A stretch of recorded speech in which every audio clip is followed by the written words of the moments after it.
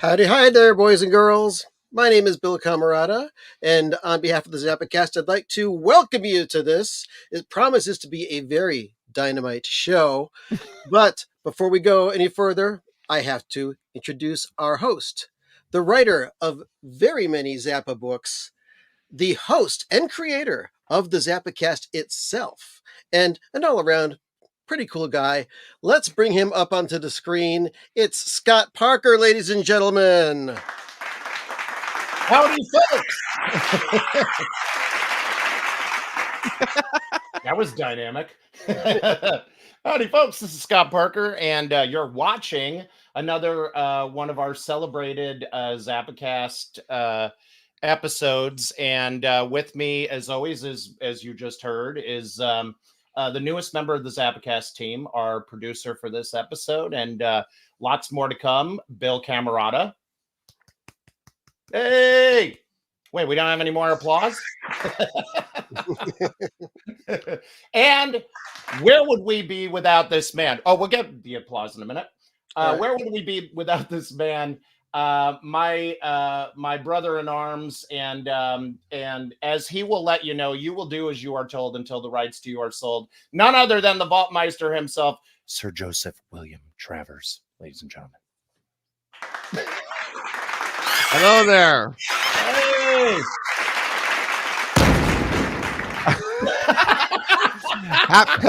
Happy 50th anniversary, everybody. Here we are. We're celebrating an amazing record. Yes. So, do you want to tell them what we are celebrating? Well, I think what we should do is give the official announcement of what the hell we're doing. Are we ready? Hey, Bill? Yes. Roll the timpani.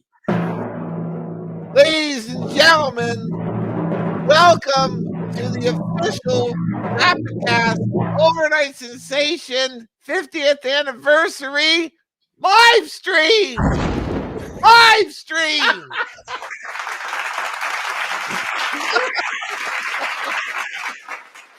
Oh my God, I'm tired. That worked beautifully. I was going to say, actually, the favorite drummer of all the groupies in San Pedro, California. Oh, right. Yeah, right. And why was that, Joseph? You were in San Pedro last night. What's that? What? You were in San Pedro last night. Yeah, we played last night. You know, it was it's fun. You know, like the One Shot Deal group has been playing a lot, and we've been incorporating a lot of tracks from Over-Nite Sensation because of the 50th anniversary, including Redunzel and 50/50 instrumental.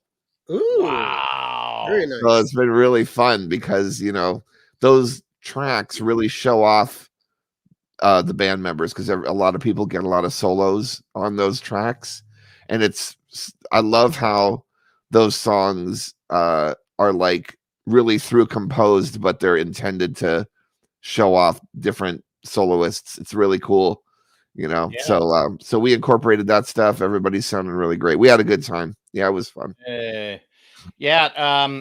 One Shot Deal is going to be doing a lot more shows, so, you know, keep your eyes and ears open, ladies and gentlemen, for that, because you know, it's where it's at, if you know what I mean. Well, the cool kids are doing it. Yeah, all the cool kids are doing it. That's right. You're not cool if you don't go see One Shot Deal. All right. So, right now we're here to talk about this tasty. Oh my gosh, you guys, look. Hey! Ooh. Okay, you guys got one. Mine's still on its way from Universal. I ordered. Oh my gosh, you guys, look. Oh my God. I got one of those too. Bill, yours is coming. Yes, it is. I know. I got my shipment. And that, of course, is the 50th anniversry. I'm sorry, Bill. Go ahead. That's all right. I got my notification that mine is on its way. Oh, that's good. But that's good. Don't know how long it will take. Yeah, I mean, those 3 LP and 2 L. Well, the 3 LP colored vinyl version sold out immediately. And I'm happy to report, because, you know, this is it's typical because this is such a landmark album, but the CD set is sold out too. Wow. How about that?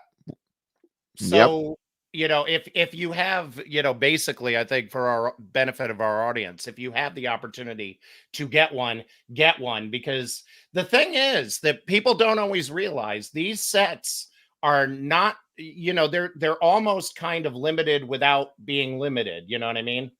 And there are certain albums that, let's face it, in Frank's catalog are more successful, or were more successful than others. This actually, Over-Nite Sensation, was Frank's second ever gold LP, I believe, right? Because That's correct. First.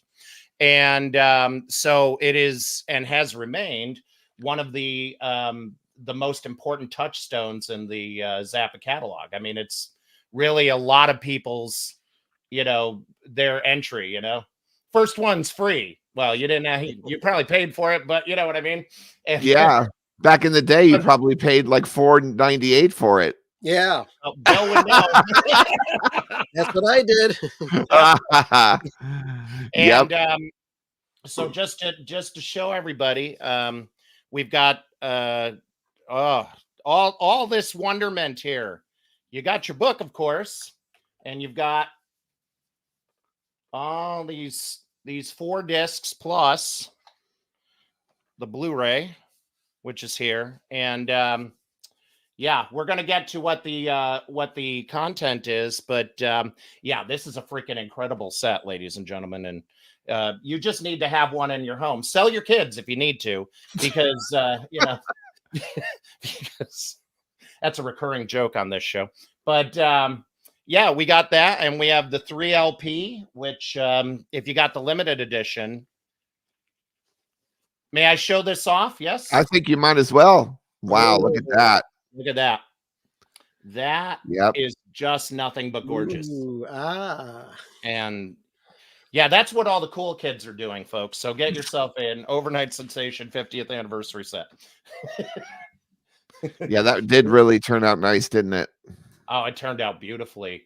And the interesting thing about Over-Nite Sensation is that era is not as mysterious as other eras, because there's a lot of it that we know about. And it's not something like, say, the mystery on the level of the Record Plant 1970 sessions that we did for Funky Nothingness.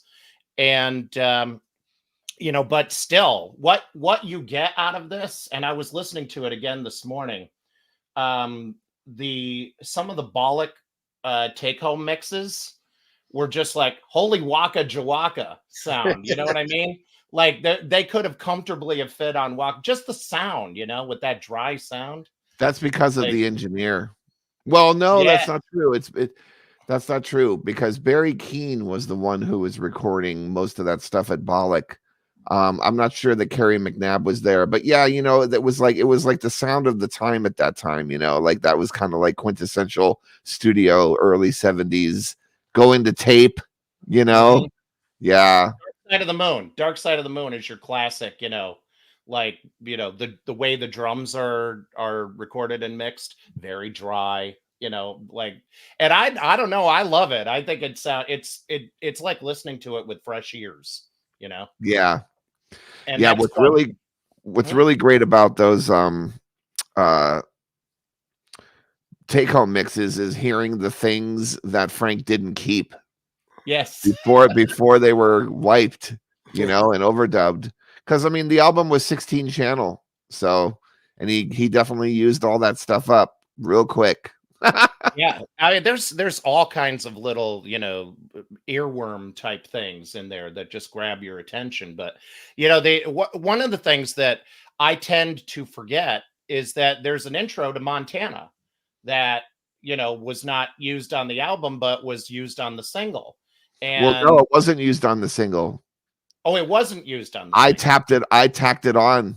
Oh, okay. Yep, I put it on. It was, and then I could, but I didn't go to grab my single, and I was, that's yeah. I put it on there because I really wanted to find a place on the box set to have it in, because I wanted people to hear that. Oh my gosh, there's this intro that And I think there's is there like, is that the only instance on the box set where you get to hear the intro? I can't remember if there's I two think the instances take or home one. mix has the intro on it. Yeah, there's Yeah. something that's So close to that with 50/50, the Yes. pipe organ intro, yeah, those pipe Oh organ my things are god. fun. which I was so happy to hear because, as you know, I think I talked to you about this once before.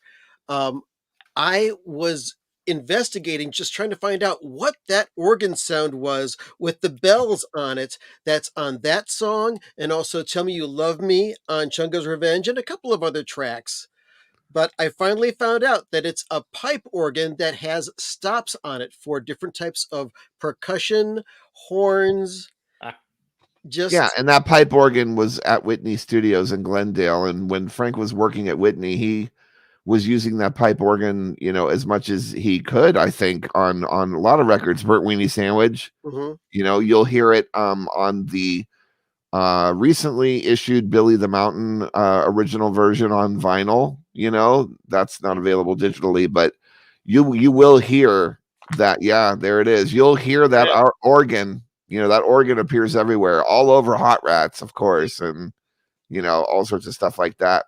Hey, by the way, we want to say hi to all the people that are with us right now in the chat.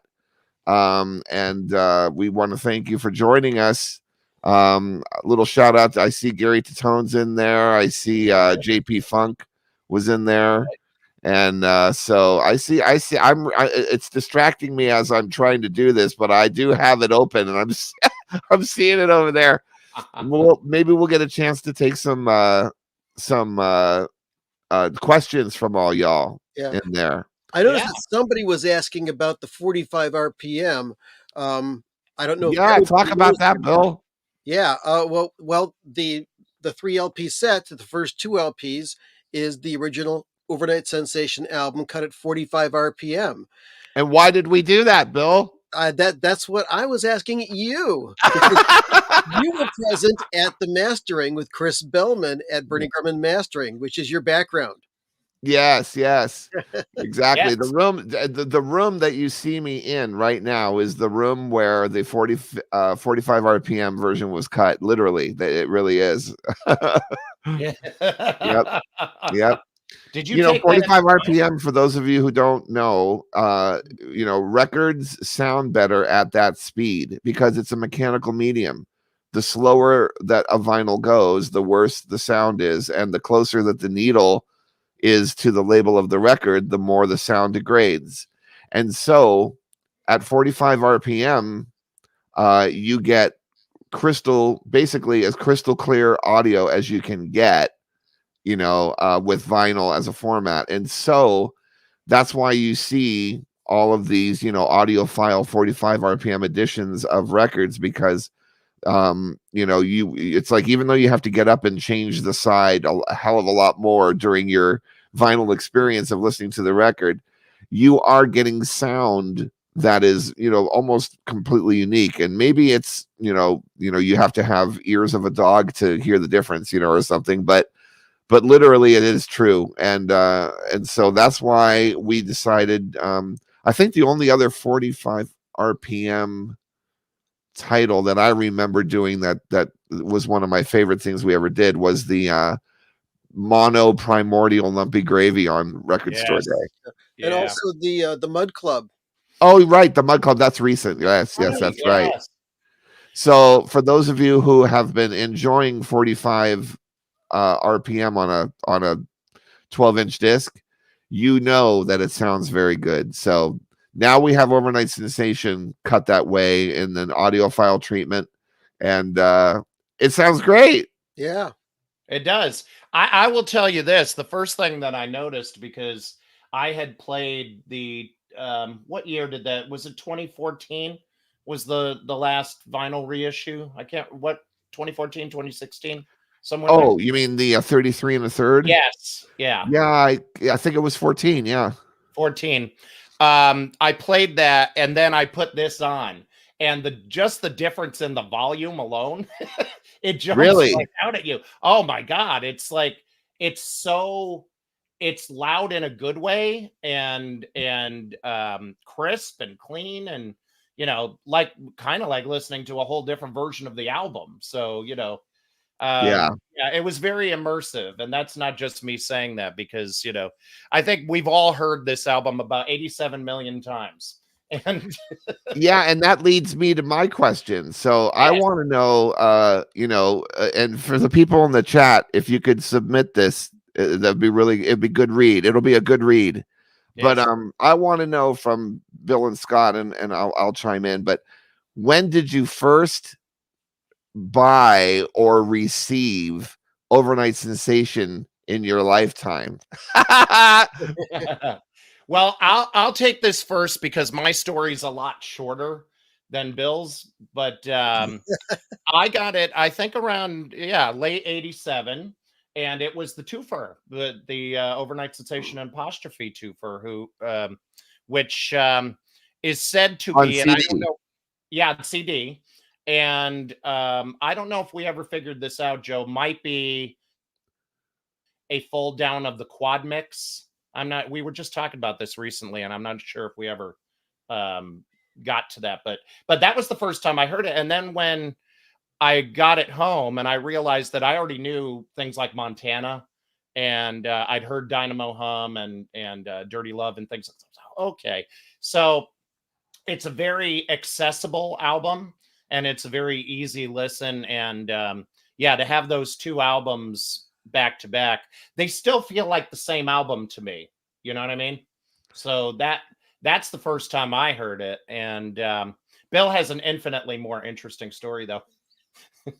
Okay. And Well, Bill, before you do, I just have to say, yeah. So the people that are submitting it in the chat, I'm reading it. It's great. But tell me what the format is too. Like a lot of people are like, yeah, I got mine in 1990. Well, what was it? yes, Yeah. Was it an some people 8-track? talking Some about people got it on 8-track. yeah. I have an Well, 8-track Bill. of that. Sure. well, as I've said many times to people, uh, when I first heard of this album, I heard Dynamo Hum and Dirty Love being played on the radio on WMMS in Cleveland. And this was back in 1973 when this record came out. Yes, I'm that old. And I was talking to a friend of mine saying, I want to pick up some of the Zappa stuff because I always look at the records at a record store, but I don't have any Zappa records.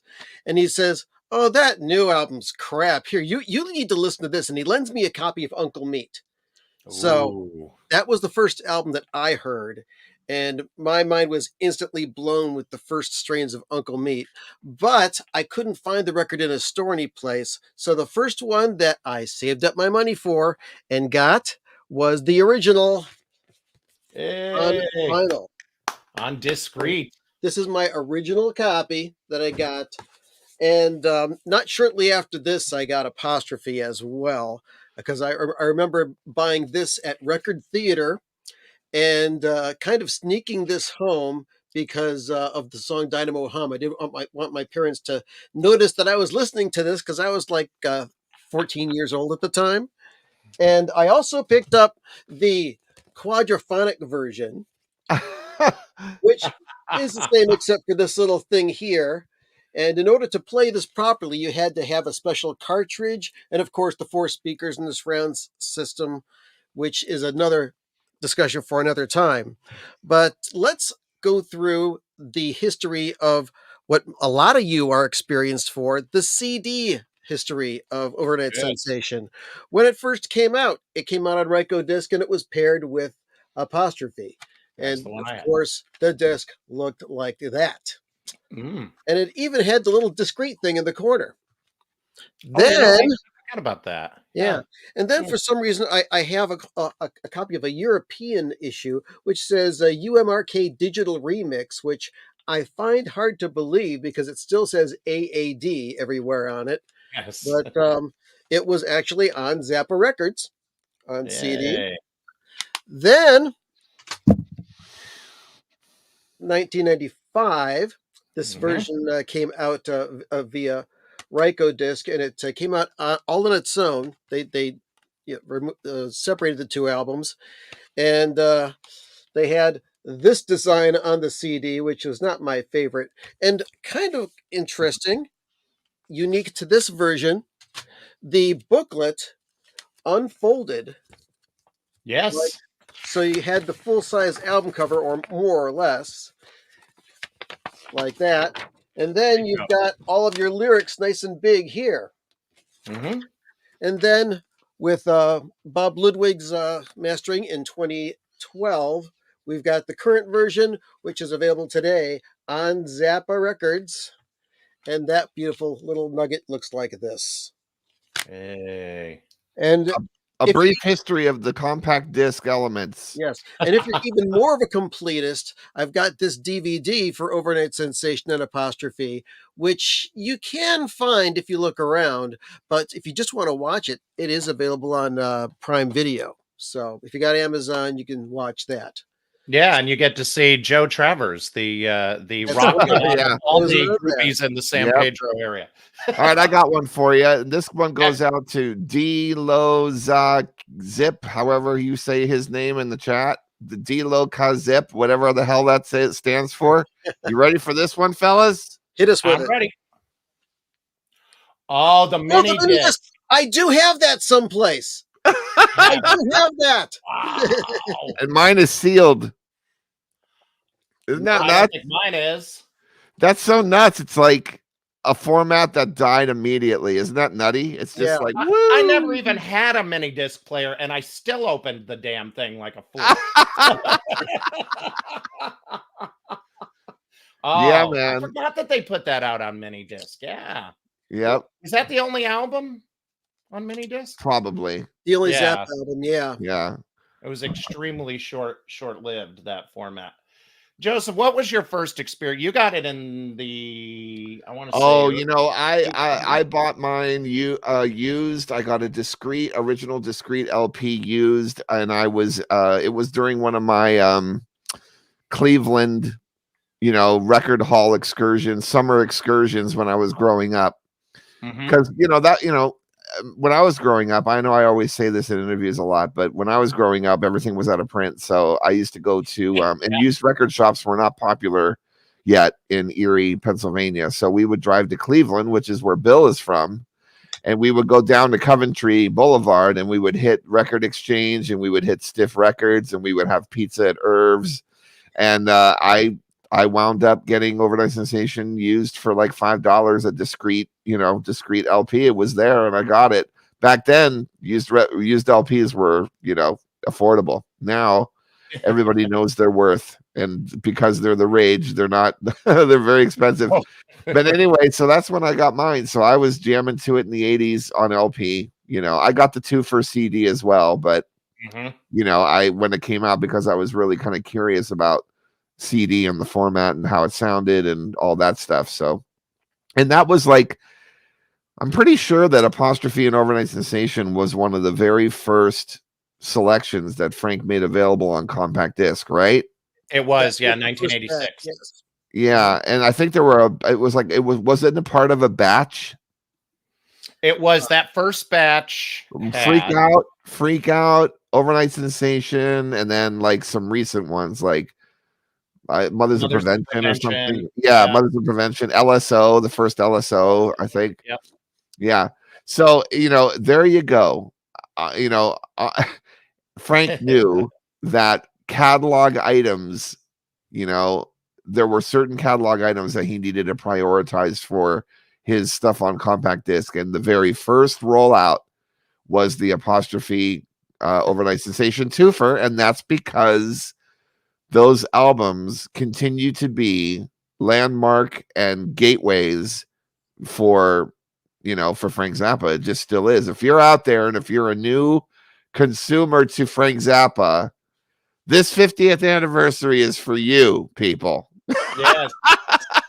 Yeah, this is what you would call Zappa 101. This is right. Zappa 101. You start here if you're shy about listening to the earlier, maybe more avant-garde stuff, or it's interesting because at this point, I'm thinking there are, at this point, meaning 1973, there are more or less what I would call 3 new generations of Zappa fans. So you have the fans of the original Mothers who came on board because they heard that. You had the fans of the Flo and Eddie era band, who came on because they heard the Mud Shark somewhere. And this album opens up a third generation. So you've got Montana, obviously, kind of an FM, played on FM a lot. Dynamo Hum played possibly in certain markets wherever you could get away with it. Just all the Camarillo Brillo is another one. And so this is the next step forward in terms of Frank gathering this group of fans that most of them will stay with him for the rest of his life and well beyond. So this is the next like watershed moment, I think. And then of course Apostrophe comes and blows the doors open. But this is where you start for a lot of people, because this is very accessible stuff, but still super complicated and super complex and super cool. So start here. If you don't know anything about Frank Zappa, that was your trip to Zappa school, ladies and gentlemen. Yeah. Nice. Well, how about we start taking some of the submitted questions first before we start, getting. So for people in the chat, right? We're going to take some questions that were submitted previously, I think yesterday, right? Yes. And then if there's any questions after that, we'll prioritize some people in the chat room, but don't put your questions in now because we'll miss them because the chat's running by too quick. So when we tell you to, go ahead and flood the market with questions. Right now, with your little lyric quotes coming in here and there and talking about where you first got your first fix of Zappa. That's cool. Yeah. I was reading a little bit of some of what people were saying. It's fun. It's like I'm gonna have to go back and watch the live stream when I'm not participating in it, so I can actually read what people are saying. In real time. I've got this is from the ZappaCast Facebook page. We do have a Facebook page, ladies and gentlemen. This is from Gary Poller. It's not directly related, but it's kind of tangentially related. Thanks for also including the quadrophonic mix. And Joe, thank you for including that. Very grateful for the Dolby Atmos too. I hope Apostrophe and One Size Fits All are in the pipeline. But do you think Leather will also be receiving a deluxe treatment in the near future? That could be epic. Well, I agree. Stereo.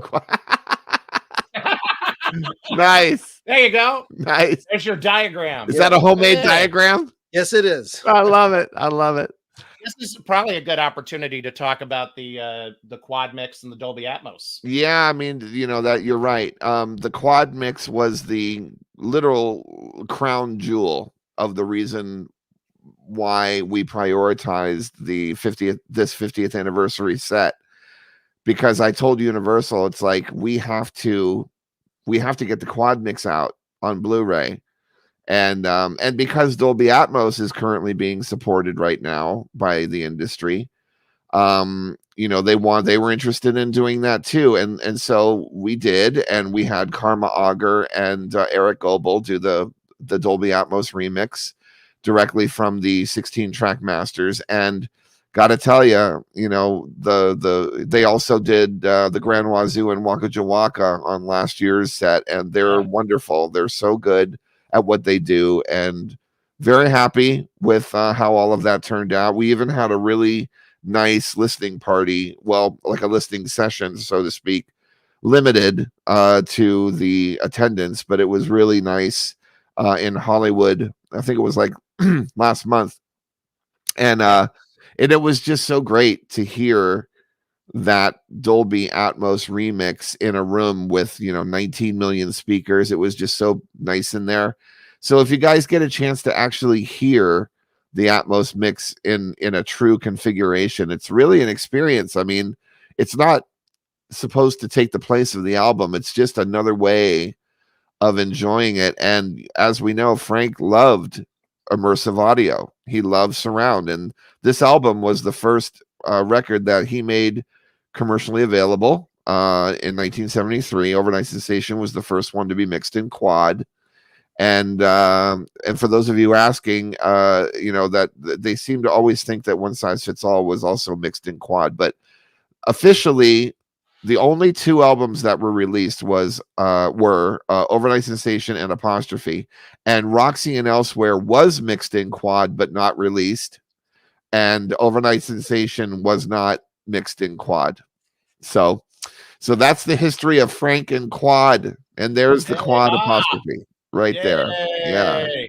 Yeah. Oh, God. So anyway, those and now you get to experience the quad mix at home with this box set. So that's really, like bucket list item check.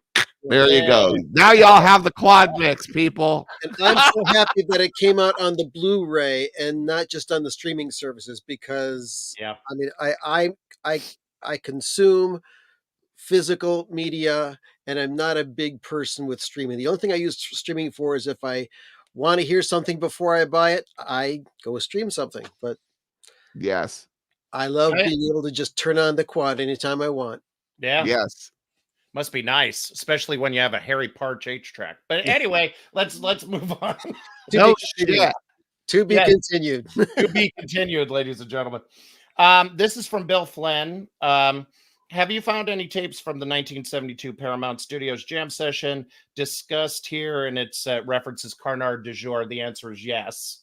So we talked about this a little bit yesterday. And then there's one more from Alex Dahl from the Facebook page. Did you find anything in the vault to determine what the mystery 1973 soundboard is? My personal best guess is that it's the last show of the tour from Providence, Rhode Island. Also, what is in the vault from the March 24th, 1973 San Diego show? I know part of it was released on one of the backer rewards for Alex Winter's Zappa documentary, but I'd love to know if anything else remains from that show. Thank you so much for another fantastic release. Oh, great. Yeah, the San Diego show, which is the show that happened right after the Hollywood Palladium one, I believe. Show, yes. Yes, that is in the vault. We released a small little bit Imaginary Diseases rap that ended up on the website as a Easter egg for Christmas. That was what Gail did. And I know Michael P. Dawson is like the front runner for the San Diego show being released. And it is a great show. We do have the masters. I don't know when the opportunity is going to come for that show to finally be available, considering there's so much that we can do with 1973 in general, and now we've passed the anniversaries and we're moving on to other things. But I'm with you on that. I know about it. It's on the radar. And I hope we can get it out sometime soon. It's on the wish list. Yeah. But we do have Cobo Hall, which had not been out there available to collectors, even in the underground before. And we have the Hollywood Palladium, which is the only show with Ricky Lancelotti. And I think we should talk about that a little bit, because that's a very interesting and insane show, the Hollywood Palladium. I mean, Cobo Hall is brilliant too.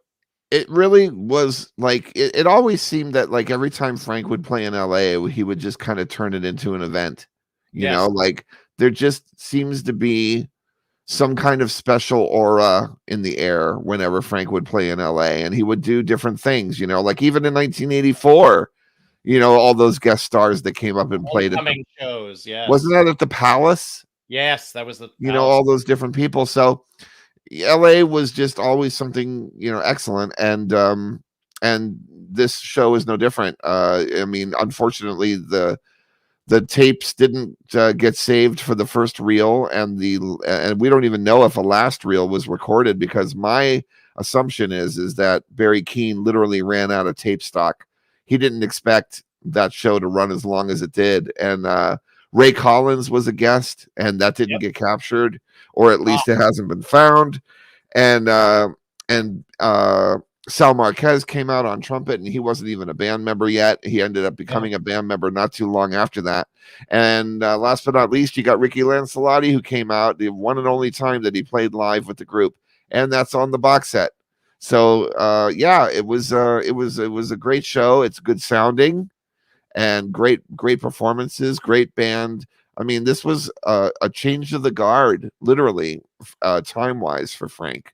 You know, you've got you've got a new band, you've got new material, you've got a new record label, Discreet Records. Yep. You've got a new audience that he's tapping into, mostly, you know, a lot of college audiences around this time. You know, just he was on the road constantly in '73, and the album took on a new awareness and a new success rate for Frank. So this is a big deal. And so the Hollywood Palladium show is kind of like, yeah, you know, I heard this. I can't remember. Maybe all you hardcores out there, help me out with this one. But I remember reading or hearing somehow that walking out of the Hollywood Palladium show in '73 was Richard and Karen Carpenter. And somebody asked them what they thought, and they loved it. They were just like, they had very positive things to say, and I can't remember exactly what they said. Awesome. Like, oh my gosh, he's a genius or something like that. But, you know, can you imagine how cool that would be, seeing them walking out of the Hollywood Palladium show? And, you know, wow. So I don't know where I read that or where I heard that in my travels as a Zappa historian, you know, but yes. Oh, man. Hey, I have a question here. This one's from trying to read the name, Scott Parker. And this is, I've heard that before. Yes, his question is, what is this, Joseph? Oh, what is that? Because it Isn't says that cool? It says Funky Nothing and Criteria stuff and the Pawnee March. Well, that's an example of you know, what you find in the vault. That is literally conceptual continuity. Yeah, well, you know, Frank is notorious for removing sections of concerts with a razor blade and putting them elsewhere, right? And so that is the master tape for some of the Palladium Jam that ended up on the CD set. Obviously, the part with Ricky Lancelotti, because it says Palladium Rick. And then what he did is he excised that from the main master tape, put it on that tape, and then also you can find Funky Nothingness, Criteria stuff, Miami, and you know, Ponte. Yeah. So, you know, he was just always compiling shit, and you know, and I'm the one that has to transfer it all and put it back in sequence. See, that one is more, you know, like, I mean, it's obvious, you know, that's nice and neatly labeled, and what's on the tape is just exactly what's listed on the box. But how often do you come across, you know, like a collection of stuff that's supposed to be on the tape, like, you know, the Palladium Jam, Funky Nothingness, all that stuff, and then it turns out to be something different? Oh, all the time. Yeah, I was going to say that happens all the time, doesn't it? More times than you can count. Yes. Yes. Oh my gosh. So I do have there was a live chat question from Steve Wood, which I think is an interesting one. Scott, I would love to know if Joe knows what bass Tom Fowler used to record his tracks. His tone is really great. Sounds like a jazz bass with a pick to me. And I think that's probably what it is, right? Yeah. Yeah. I mean, you know, during '73, when you look at, you know, the different footage that's out there, for instance, the Sweden, Stockholm, Sweden footage and stuff, you do see him playing a Fender. What is it? It's a Precision, right? A Fender P bass. Oh, it's a Jazz. Sorry. Yeah. Yeah, man. I mean, you know, I think he played a P bass too, though. What is he playing in the Roxy footage? That's a good question, right? We should research that. Question. Yeah, I know it's he a didn't Fender. Have the Alembic until the following year. He had the Alembic. He didn't get into the Alembic until afterwards. So yeah, but yeah, man. You know, it was Fender. It was Fender all the way. And I really feel like if you're a bass player out there in this world, no matter what instrument you're connected to, whether you grew up playing, you know, anything, no matter what, I don't care, name it. At some point, you need to own a Fender bass. Just anyway, even if it's not your main bass and you don't feel comfortable with it, you need it as part of your arsenal because they really are quintessential. And there you go. Next. It just looked inside of the Roxy and Elsewhere, and he's actually playing a precision bass in that one. There you go. It's got There you go. Hey. it's got the split pickup, So whereas there the it jazz is. bass had the straight pickup. Yes. Nice one, Bill. Yeah, that was very Steve Owens pointed out that Ralph Humphrey played in Richard Carpenter's band. Yeah, I'm reading that. Ralph Humphrey is Oh, amazing on this yes. box. Yep. Thank This you. is a good opportunity to talk about Ralph, who we lost recently. Yeah. And Ralph is he was so, at least when I was growing up as a Zappa fan, such an underrated drummer. But when you listen to what he did, he's a real MFer. I mean, he's I got a real mother for you. He's one of those guys, Yeah. Well, I mean, I always said that the bar got raised when Ainsley joined, Yes. right? For sure. Mm-hmm. But then the bar got raised again when Ralph joined, because now you've got a drummer who is got an amazing combination of styles, but is a very intricate drummer as well. And I think that Ainsley was jazzy and he was rocky and he was funky and he had a great backbeat and all that stuff, but he was always very loose, whereas Ralph was very tight.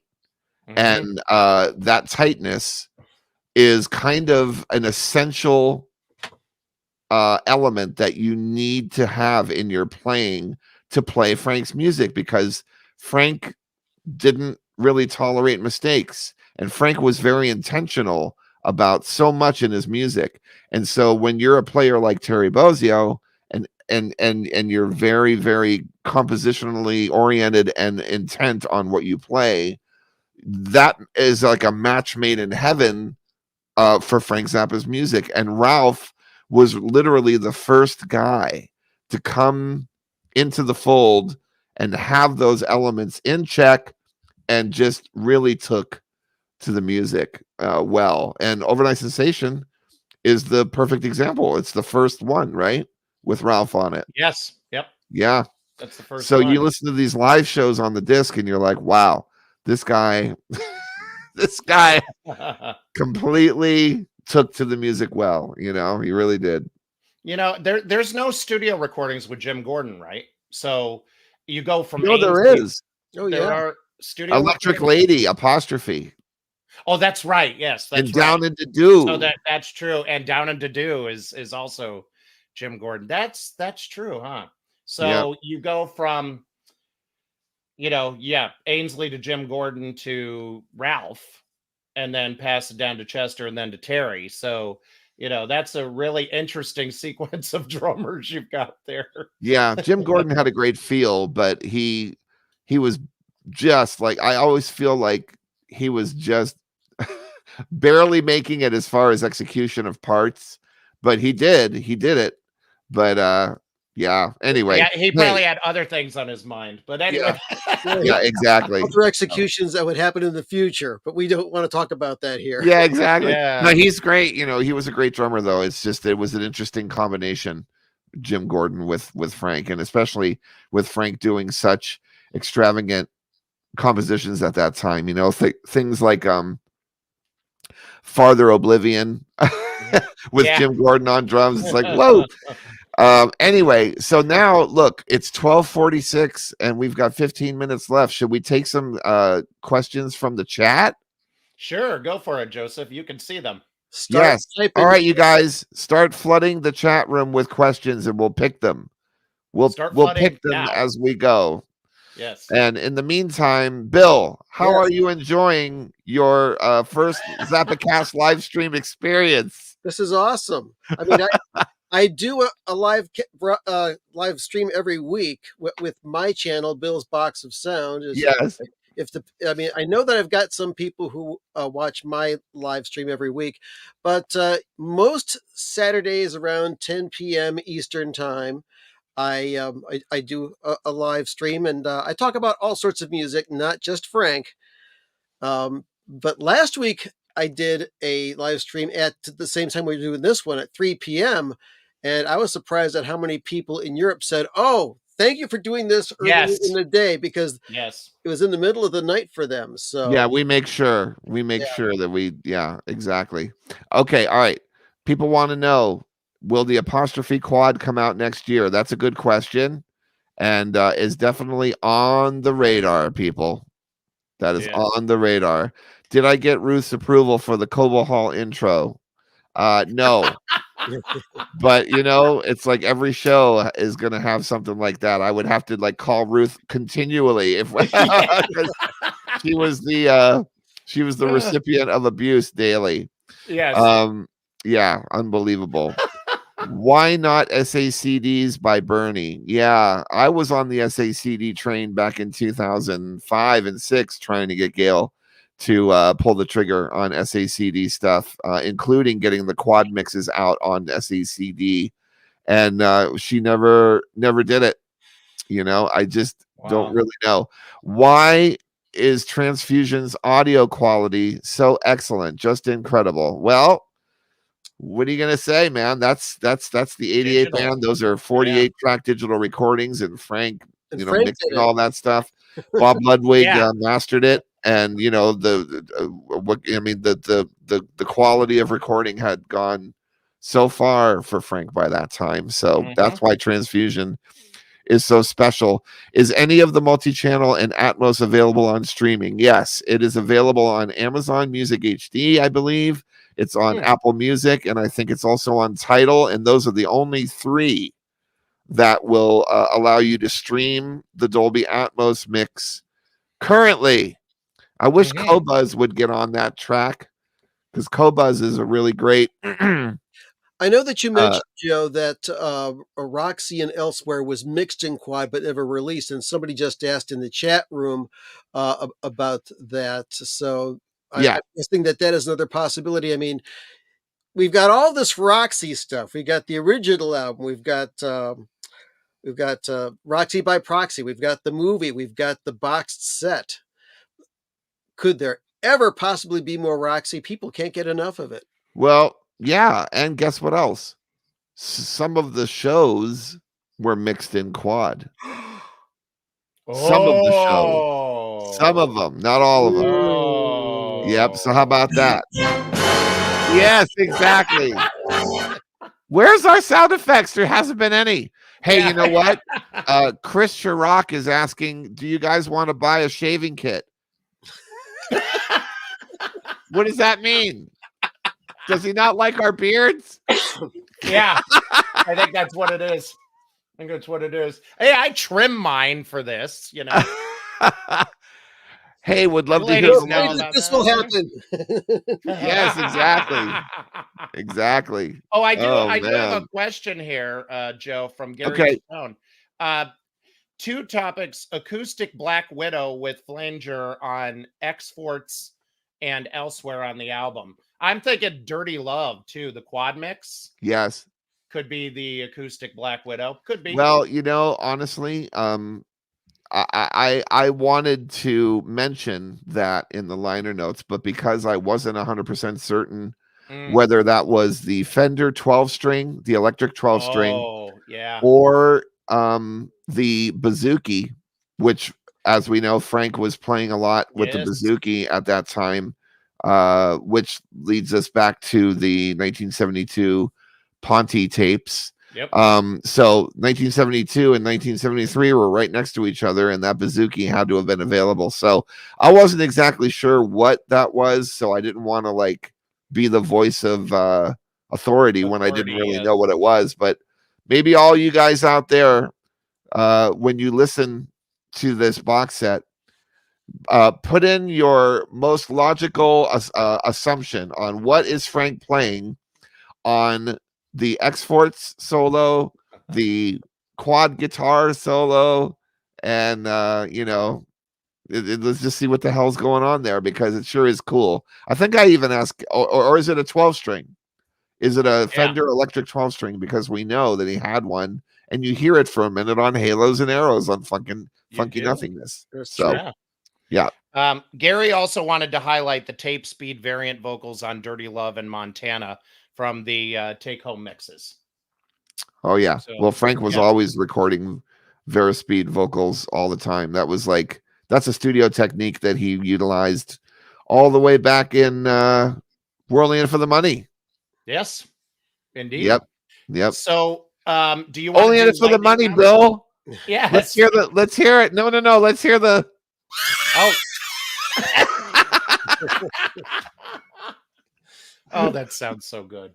I was always fascinated by the vocals in Montana in that one section. I'm riding the small tiny horse, where you heard the voices keep on speeding up. I'm wondering if Frank was doing that not just for the timbral benefits, but also because those lines are extremely hard to sing if you've just learned them. Yes, I think there's a little bit of that in there for sure.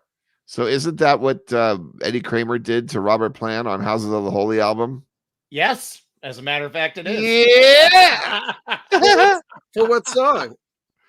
Oh, it's on Song Remains the Same. Yeah, for sure. That one. Really? Okay.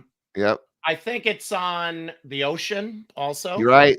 Yep. And I think it's slowed down on No Quarter. I think his vocal is slowed down there. Yeah, Yep. it's definitely on that album. Well, I may have to pull out that album tonight. Yep. Yeah, but that's my favorite album. It really is. Of Zeppelin. Yeah. That's my favorite.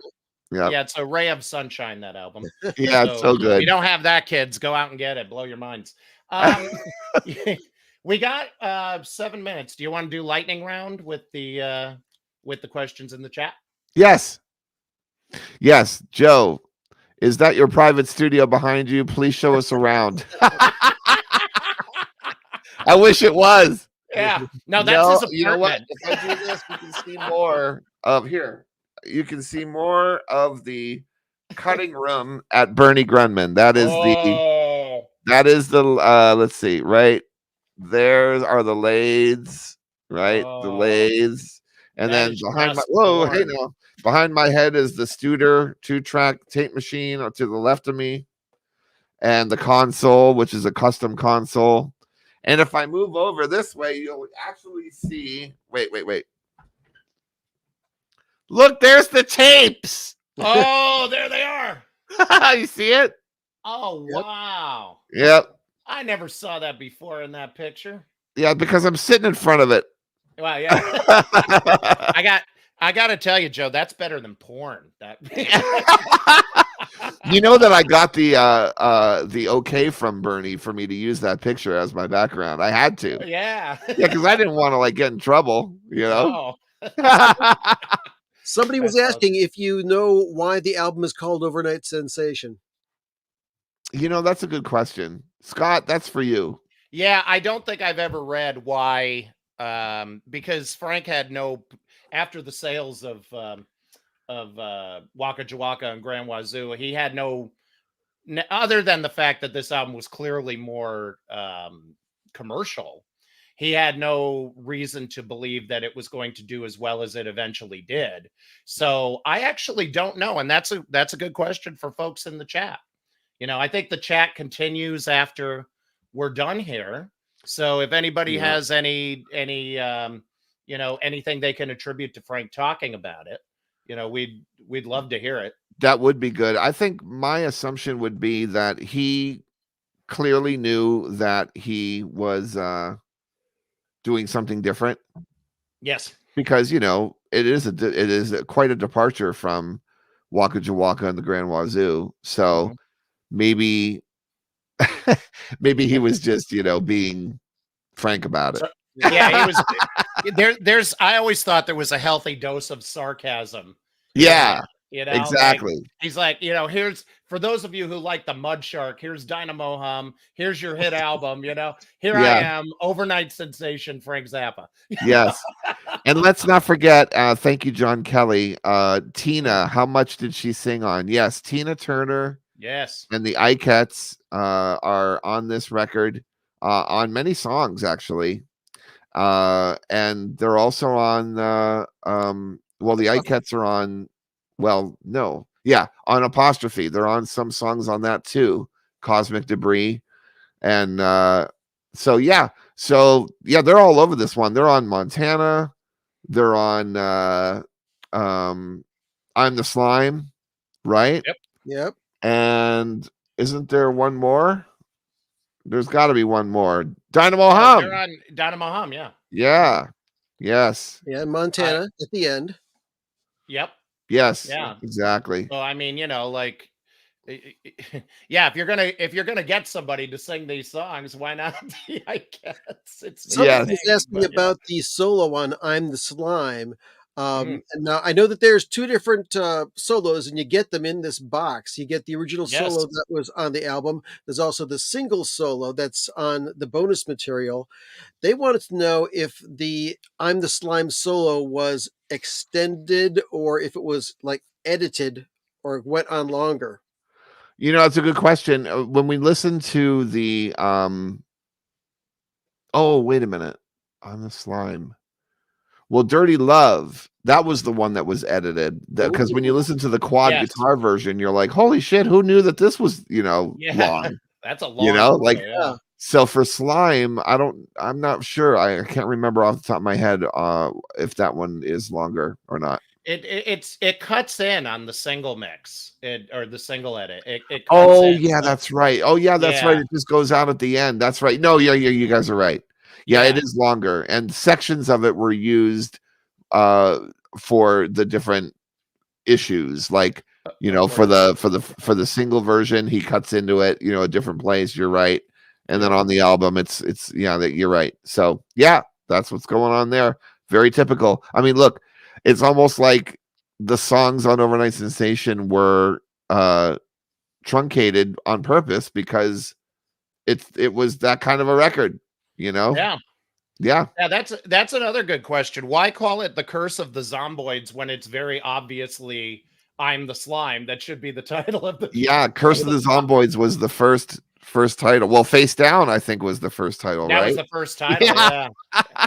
So, I mean, he did that sometimes. The San Yeah. Clemente magnetic deviation is a good example of that, but Yes, Yeah. or Dickie's such an asshole. yes, Yes. there you go. Well, guys, it's 12:59. This has really been a lot of fun. And, we want to thank everybody so much Yeah. for joining us and participating in the chat and listening to us ramble and be silly and have some fun celebrating the release of this monumental landmark record. Look, that's my alarm